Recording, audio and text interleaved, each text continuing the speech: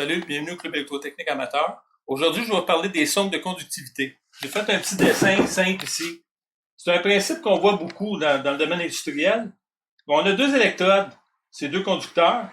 Lorsque ces deux électrodes-là vont toucher un produit comme de l'eau, il va y avoir une conductivité, puis on peut envoyer une alarme ou faire une commande. Dans mon exemple que je fais là, je vais utiliser un TUJ, que lorsque l'eau va toucher aux deux électrodes, il va y avoir une oscillation qui va se faire.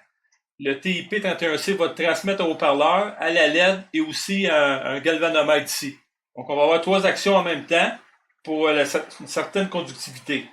Donc, ça, c'est l'idée générale du schéma. En pratique, je vais démonter ici. Vous avez le haut-parleur qui va nous emmener la lampe, le galvanomètre qui est ici et la lampe. La sonde, seulement deux électrodes. Donc, on va faire des tests. Je vais commencer par faire un test avec de l'eau.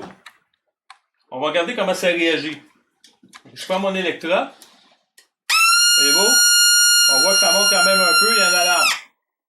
C'est intéressant parce que ça peut déterminer des fois la limite d'un silo ou votre pompe de plusieurs. Ça peut être utilisable. Donc je l'enlève. On va y aller avec un test avec du vin. Qu'est-ce que ça donne? Oh, quand même bien conducteur aussi. Donc on voit que ça marche quand même assez bien. Alors avec le vinaigre, ça devrait être encore mieux.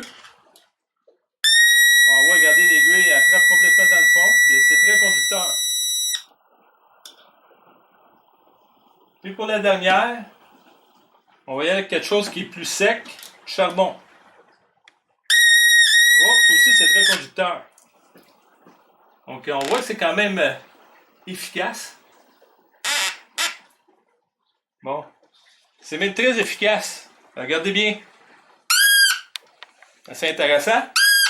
Je ne le ferai pas deux fois, là. Donc, je trouve ça intéressant comme schéma parce que ça peut être utilisable dans les applications pour faire rire vos amis ou pour des applications qui peuvent être pratiques. Donc, merci, à la prochaine.